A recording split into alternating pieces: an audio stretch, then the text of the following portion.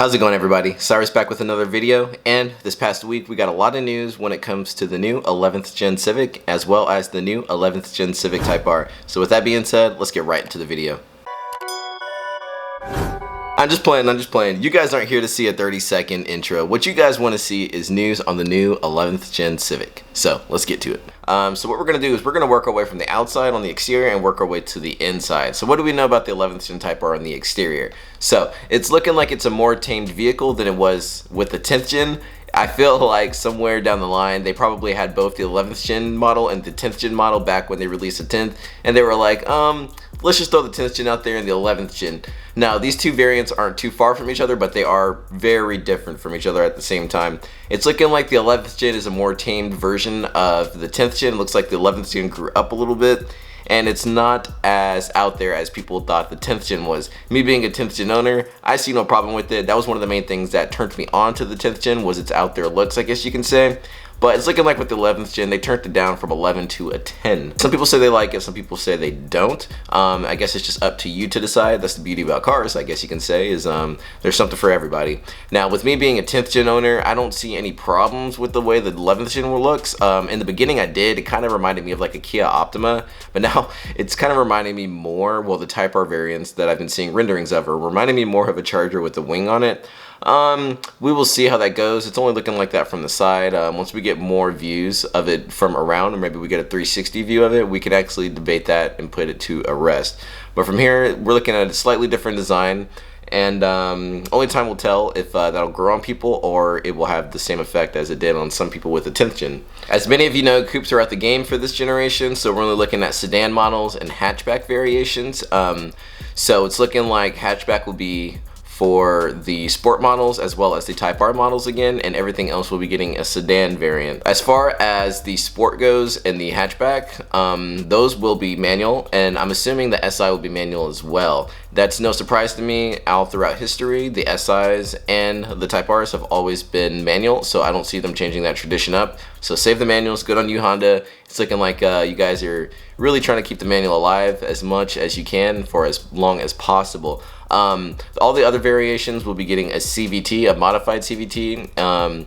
This modified version will actually have better gas mileage than all the previous versions, and will probably run just as smooth as the other ones did. It's looking like Honda sensing will be standard on all variations of the new Civic, ranging from the LX all the way up to the Touring model. Now, on top of that, it's looking like the body will be stiffer, and we're also getting 1.4 inches of additional wheelbase, which is never a bad thing. We're looking at a naturally aspirated 2.0 liter as well as a turbocharged 1.4 liter. And those being attached with the CVT transmission.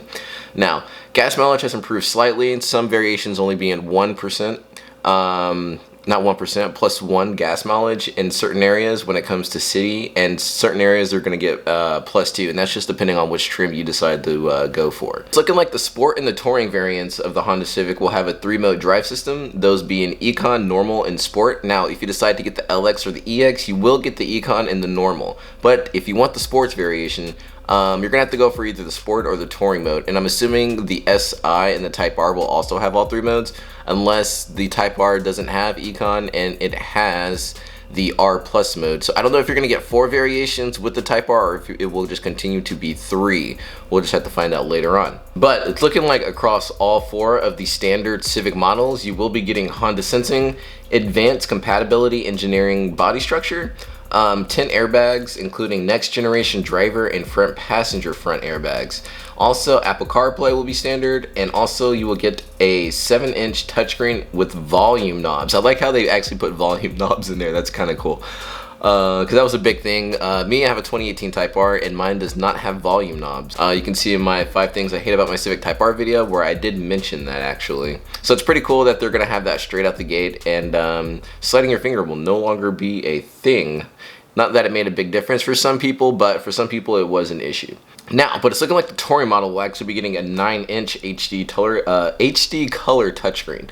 So be on the lookout for that if you want that.